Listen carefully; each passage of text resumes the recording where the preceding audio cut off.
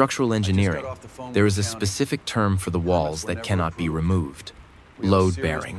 They are not always the most visible walls. They are often interior walls, ordinary-looking, painted the same color as everything around them. Homeowners walk past them every day without understanding that if you took them out, the ceiling would come down. The mistake people make, and architects hear about this more than you'd think, is assuming that what looks like it can be moved, can be moved. Are you sure the reports are That because a wall is quiet, it isn't doing anything. anything. Henry spent 38 years drawing the plans for other people's houses. He knew which walls were which. He had known this for so long that he had stopped thinking it was something that needed explaining. He is 71 years old. He built a lake house with his own hands over 2 summers in 1991 and 1992 in the pines of northern Wisconsin, on a small lake with no name on most maps. He designed it. He drew the plans. He poured the footings. He framed the walls. He knows, better than anyone alive, which walls in that house hold the weight. His son James forgot this. And this is the version I think is closer to the truth. James stopped thinking of the lake house as something Henry had built. He started thinking of it as something that had always simply been there. The way children stop seeing the people behind the things they grew up inside. This is a story about what Henry found on a Tuesday in August. About what he did with what he found. And about the specific, quiet morning, 3 weeks later, when he drove to his son's house and laid the blueprints on the kitchen table. Not as a threat, just to show him what he was looking at. Henry drives up to the lake house about twice a month during the summer. Sometimes more. The drive is 2.5 hours from the city. He knows every gas station, every rest stop, the exact mile marker, where the pines begin to thicken on the right side of the highway. He has made this drive hundreds of times. He goes alone, usually. Since Eleanor died 7 years ago, he has been going alone. Eleanor had a list. She kept it in a yellow legal pad in the top drawer of the desk in the south. Study the small room off the main living area that gets the best afternoon light. Henry had designed that room for her. Not a bedroom, not an office exactly, just a room where the light would be right at 3 o'clock on summer afternoons, because Eleanor read in the afternoon and she needed good light. The list was things she wanted done to the lake house someday. New windows in the kitchen, a proper dock, not the floating aluminum thing they'd had since 1997, a screened porch off the back bedroom. 11 items, written in her looping cursive, numbered but not prioritized. Henry has been working through the list since she died. 1 item at a time. 1 summer at a time. Not because anyone is waiting, because it gives the summers a shape, and because it is, he has found, the closest he can get to a continuing conversation. 7 items checked. The proper dock was number 4. He finished it the summer before last. He stood at the end of it when it was done, in the early morning, and thought about Eleanor's face. He didn't say anything. There wasn't anything to say. The dock was there. That was enough. Music shifts. A second note enters. James is Henry's only child.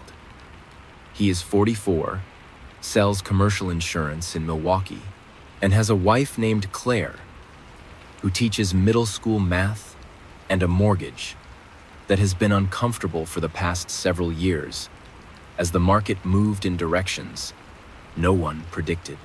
James grew up going to the lake house. Every summer, every Memorial Day, every Labor Day, most of the school breaks in between.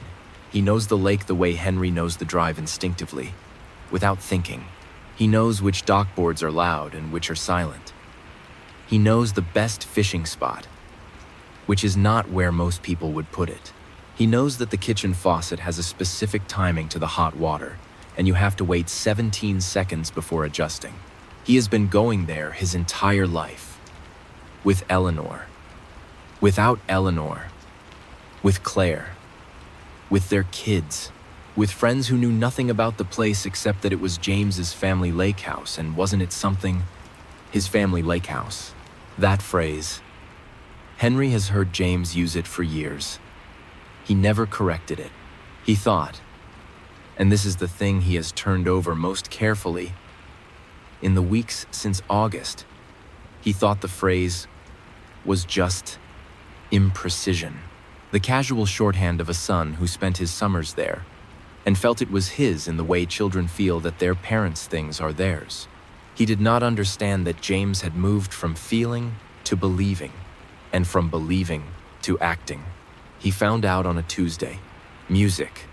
The two notes deepen, not resolved. Henry drove up on a Tuesday in late August.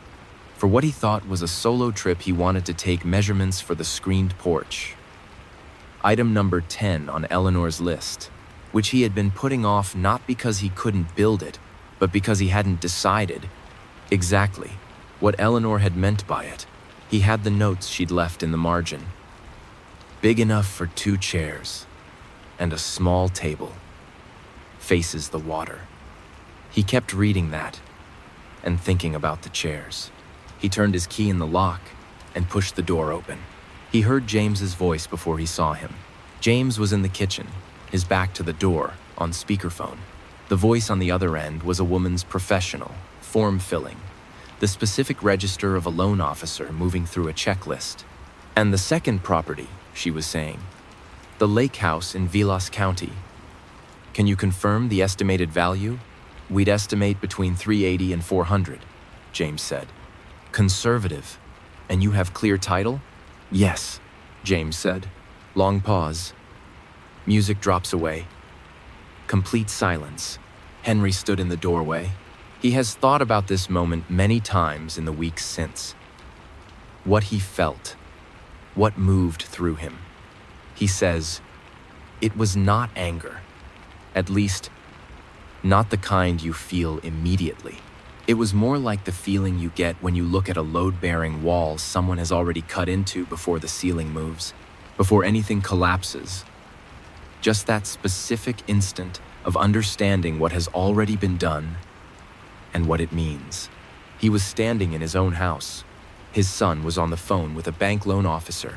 His son had just told the bank that he had clear title to a property he did not own. Henry set his bag down on the floor. He went to the south study. He closed the door. He sat in the chair he had always sat in the afternoon light, at the time of year when it comes through at exactly the angle he had calculated in 1991. He sat there for a long time.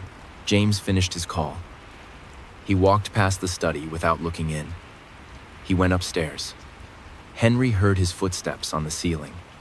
The ceiling Henry had framed, with his own hands, crossing the bedroom floor. Henry opened the top drawer of the desk. He took out Eleanor's yellow legal pad. He looked at the list. 7 checks. 4 items remaining. He put the pad back in the drawer. He went upstairs and knocked on the bedroom door. James opened the door. He was holding his phone. When he saw Henry's face, his own face changed a quick, involuntary shift. The expression of a person who has been found doing something and knows it immediately. Dad, he said. I didn't hear you come in. I know, Henry said. He did not say what he had heard. He said, come downstairs when you're ready. I want to show you something. He went to the study. He pulled the cardboard tube from the shelf, the one marked HRL 1991. He unrolled the blueprints on the desk. The original drawings, pencil on vellum, hand-drafted, his own handwriting in the margins, dimensions, material specifications, the small notes he had made to himself over 2 summers of construction. James came downstairs after about 10 minutes. He appeared in the doorway of the study. Henry did not look up from the blueprints. These are the original drawings, Henry said. I drew them in 1991. That note in the margin, that's my handwriting from the summer we poured the foundation. This is the version before I moved the study window 18 inches east. You can see the original line, erased but still visible, right here. James said nothing. He was very still. Henry looked up. I heard your phone call, James. Hold. Silence. Let the room be in it. What followed was not a yelling match. I want to be specific about this because I think the specificity is important. Henry did not raise his voice. James did not bluster or deny. What happened was more uncomfortable than either of those things. James sat down in the chair across the desk, the chair that had always been for visitors, the chair Eleanor used when she came to work at the desk while Henry was doing something else, and he put his hands on his knees and looked at the blueprints. "How much trouble am I in?" he said. His voice was flat, the voice of someone who has stopped constructing. Henry considered the question. "Legally," he said, "you've made a material misrepresentation to a lending institution. You listed an asset as yours that isn't yours. That is a serious problem, James. That is the kind of problem that doesn't stay quiet." "I know. Do you understand why you did it?" James looked up. The question surprised him. He had been expecting consequences. He had not been expecting inquiry. "I've always thought of this place as," he started. "As yours," Henry said. "Yes, I know. I heard you say it for years. I didn't correct you." Henry paused. "That was a mistake on my part. I should have had this conversation before it became necessary to have it, because of a bank application." James stared at the desk. "This house is mine," Henry said. Not harshly, just precisely. The way you state a load-bearing fact. I designed it. I built it. My name is on the deed. I have paid every tax assessment since 1992. Your mother is buried less than 2 miles from that dock, and the dock is on Eleanor's list, and I built it for her 2 summers ago, and I was alone on it when I finished it because she was gone. A pause. "This house is mine, James, and you told a bank officer it was yours. I need you to understand the difference between those two things." James said nothing for a long time. Then, "I'll fix it." "Yes," Henry said. Music. A slow resolution begins not triumphant. Settled. He did not go to the bank himself. This is important. He had the deed. He had the documentation. He could have walked in any morning and corrected the record before the application was processed. He did not. He drove home the next morning and gave James 72 hours. Not as a test, as a choice. Because James was 44 years old, and this was something a 44-year-old man had to do for himself, or it would not mean anything that he had done it. He called Arthur on the drive home.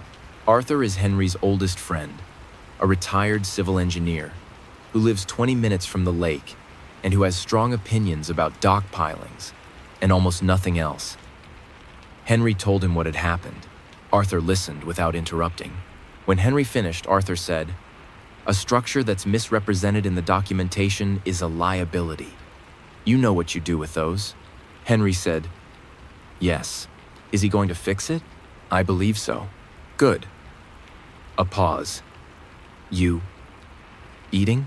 Henry said he was eating fine. "Good," Arthur said again, and they hung up.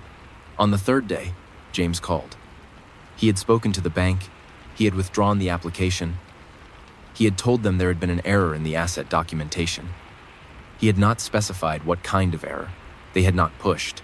He would need to find another way to address the refinancing, a way that did not involve misrepresenting his father's property. He also told Henry that he had told Claire what he had done. Henry had not asked him to do this. James had done it on his own. Claire's response, which James conveyed in the flat, factual voice of a man reporting something he was not proud of, was, "You listed someone else's house as our asset. Do you understand that?" Not a question she needed answered. A statement she needed James to hear. Henry thought about Claire for a moment after James told him this. He had always liked her specific precision. She taught middle school math. She understood that numbers don't negotiate. 3 weeks later, Henry drove to James and Claire's house on a Sunday morning. He did not call ahead. He brought the deed and a manila folder and the yellow legal pad from Eleanor's drawer. Claire answered the door. She looked at him, then at the folder under his arm. "Come in," she said. "James is in the kitchen." They sat at the kitchen table, the three of them. The deed went on the table. The folder went beside it. Henry kept the yellow legal pad in his lap, where he could feel it, but they couldn't see it. "I'm going to put the lake house in a trust," Henry said. "My own trust, managed by my attorney. The terms will be written, and they will be explicit. I will retain full use of the property. Family members may use it with my advance permission, which I intend to give freely. It is still your house, in the ways it has always been your house. But the arrangement will be written down. What it is not, who may make decisions about it, and who may not." James looked at the deed. "Are you going to sell it?" "No." James looked up. "The lake house is where I intend to finish what I'm doing," Henry said. He reached into his lap and placed the yellow legal pad on the table. Eleanor's list, the 7 check marks, the 4 remaining items. "I have 4 things left to build. I am going to build them. After that, we'll see. Asa, Asa, Asa, Asa." Claire picked up the legal pad without asking. She read the list. Her face did something, a brief, private response that Henry didn't try to interpret. "The screened porch is number 10, she said. "Yes. What's 11? Henry was quiet for a moment. "A place for her ashes," he said. "She wanted a small stone bench near the water. I have the stone. I haven't figured out exactly where." Claire set the pad down carefully. James was looking at his hands. "Hold." Long silence. "Do not fill it." "James," Henry said. His son looked up. "I should have told you years ago what this house was. Not just whose it is legally, I should have told you what I was building it to be. That was my failure. I didn't say it because I thought you understood, and I didn't examine whether you actually did." James said nothing. "What you did with the bank was wrong," Henry continued. "You know that. You've corrected it. We're not going to talk about it again after today. Dad, we're not. What we're going to do is something we should have done years ago. I'm going to tell you what I want the lake house to be when I'm gone. Not now, I am not gone, and I intend to build at least 4 more things before I consider the question. But eventually. And I want you to know what I'm thinking, so that when it becomes relevant, it isn't a surprise to anyone." He talked for about 20 minutes. Not about money. Not about deed transfers or estate mechanics. About what it felt like to pour the footings in 1991. About why he moved the study window 18 inches east. About the dock and what Eleanor's face would have looked like standing at the end of it on an August morning. About item 11. And the stone. And the fact that he had driven past 3 different spots on the property, and none of them had felt right yet. James listened. Claire listened. When Henry finished, the 3 of them sat in a silence that was different from the earlier silence. That one had been made of things unsaid. This one was made of things that had been said and were now in the room. "I want to help build the porch," James said. It came out quietly, like something he'd been working up to. Henry looked at him. "I know I'm not. I know I don't have your skills. But I want to be there. If you'll let me." A long pause. "It's not a complicated build," Henry said. "The framing is straightforward. I could use someone to hold the other end of a board." James nodded. "Come up in 2 weeks," Henry said. "Bring work clothes." The porch took 3 weekends, Henry and James. Claire came the second weekend, and mostly read in the South Study, which Henry found he didn't mind. James is not handy in the way his father is.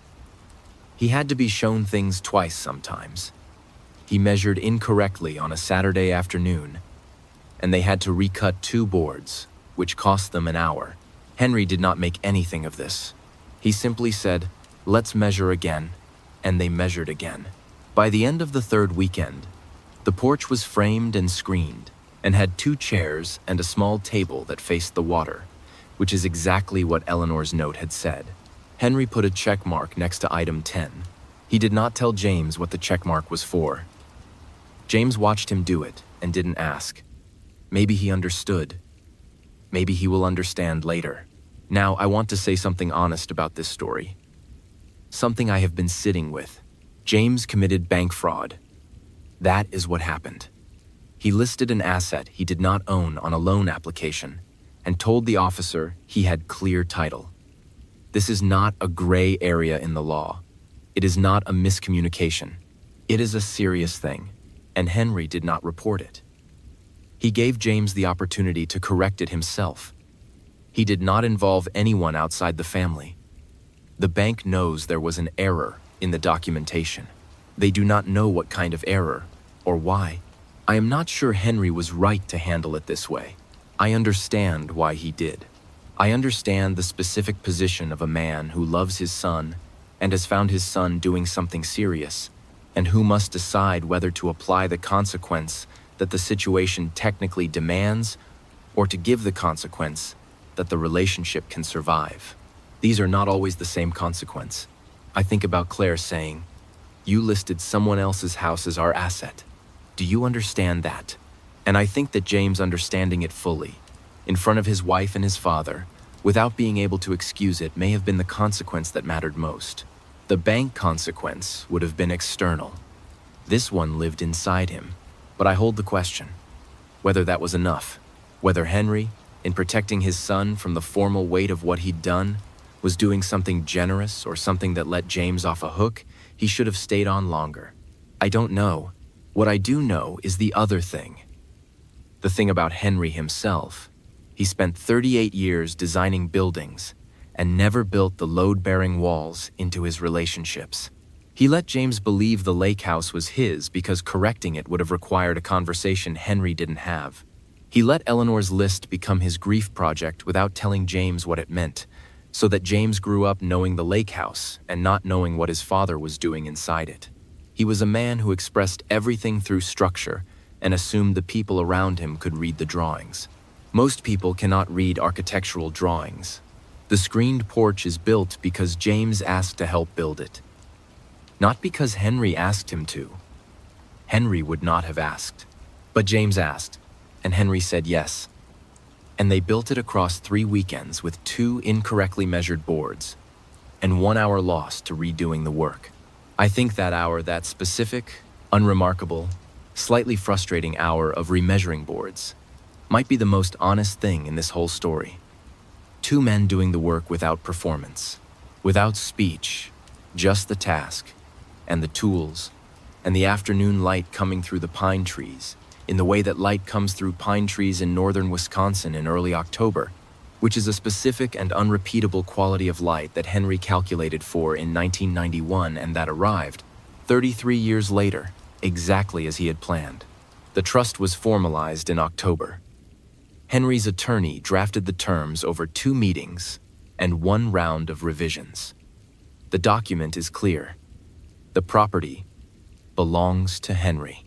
Family members may use it with advance notice. No financial instruments may be associated with the property without Henry's written consent. Upon Henry's death, the lake house passes to James, but not until. James signed the acknowledgement form. He did not complain about the terms. Henry had expected he might. He didn't. Claire told Henry, at the end of the 2nd weekend of porch building, that she thought the trust was a good idea. She said it plainly, the way she apparently says most things. Henry said, "I should have done it years ago." "Yes," she said, "but you did it now." He drove up alone one Friday in November. The lake was going gray, and the pines were dark against the sky. He unlocked the door and went to the south study and took out the yellow legal pad. Item 11, a stone bench near the water for Eleanor's ashes. He had been walking the property for 2 months, looking at spots. He had considered and rejected 7 of them, too exposed. Wrong angle to the water. The light would be wrong at morning. Too far from the dock she never got to stand on. He put on his coat and went outside. The air was cold and clear. He walked down to the dock Eleanor's dock. Item number 4, completed 2 summers ago, and he stood at the end of it. He turned around and looked back at the house. The screened porch was visible from here. The 2 chairs faced the water, as specified. He looked at the shore to the left of the dock. There was a flat area there, shaded in summer, open to the morning sky in November. The ground was level. The view from a bench there would be the dock and the water, and in the distance, the pines on the far shore. He stood there for a while. Then he went inside and got the yellow legal pad and put a check mark next to item 11. He had not built the bench yet, but he knew where it would go. And in his experience, knowing where something goes is the harder part of the work. Pause. Long. The lake. The pines. Hold. I want to leave you with something simple, not about property or legal documents, or what to do when you discover that someone you love has done something serious. Those are real questions, with real answers, that depend on your specific circumstances, and I am not qualified to give them. What I want to leave you with is this. The things we build with our hands, with our money, with our years, they do not speak for themselves. We built them, and we know what they mean, and we assume the people who live inside them can feel what we put into them and understand it without us having to say. They often can't, not because they are ungrateful, not because they don't love us, because they are living their own lives inside the structure we created, and they have started to believe the structure was always simply there, like a wall that has been holding the ceiling for 30 years and has never made a sound about it. Henry knew which walls held the weight. He never said, he's saying it now. One built thing at a time. There are 4 items on the list. 3 remain. He's not done yet.